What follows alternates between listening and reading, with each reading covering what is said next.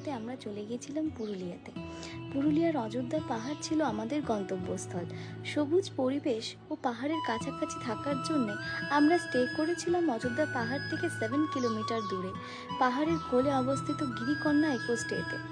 Offbeat place যারা পছন্দ করেন একবার ঘুরে আসতেই পারেন গিরিকন্যা ইকো স্টেতে। খুবই রিজনেবল প্রাইসে এরা সেরা সার্ভিস প্রোভাইড করে। সঙ্গে ছিল কমপ্লিমেন্টারি ব্রেকফাস্ট। তাছাড়া এনাদের প্রত্যেকটি ডিশ ছিল খুবই টেস্টফুল।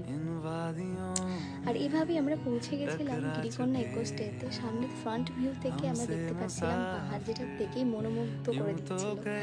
আর সঙ্গে ছিল আকাশের সাদা মেঘ। চমৎকার লাগছিল, পুরো মন ভালো হয়ে গেছিল এরকম একটা ভিউ দেখে। আর ওরা আমাদেরকে একটা ডরমিটরি প্রোভাইড করেছিল। আমরা যেহেতু হোল ফ্যামিলি চেয়েছিলাম একসঙ্গে স্টে করব, সঙ্গে ছিল দুটো বড় বড় বেড অ্যান্ড তার সঙ্গে ওরা আমাদেরকে অনেক ম্যাট্রেস প্রোভাইড করেছিল।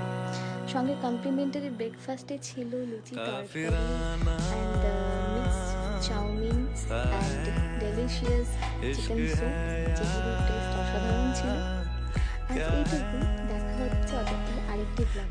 Till then, bye bye. ऐसे तुम मिले हो जैसे मिल रही